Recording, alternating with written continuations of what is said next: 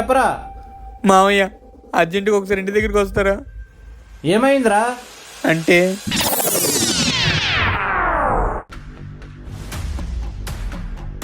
రామకృష్ణ స్వామి cheat డబ్బులు.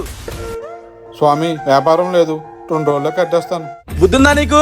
4 వారాల నుంచి ఇదే మాట చెప్తున్నావు. కడుపుకి అన్నం తింటున్నావా, గడ్డి తింటున్నావా? స్వామి వ్యాపారం దగ్గర గొడవ చేయొద్దు, అందరూ చూస్తున్నారు.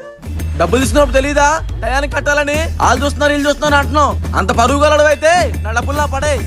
స్వామి అర్థం చేసుకోండి, ఇంట్లో పరిస్థితి బాగలేదు, 2 రోజుల్లో కట్టేస్తా. ఛీ, ఇంక 2 రోజుల్లో వస్తా. డబ్బులు మొత్తం కట్టబోతే ఈ సెంటర్ లో వ్యాపారం లేకుండా చేస్తా.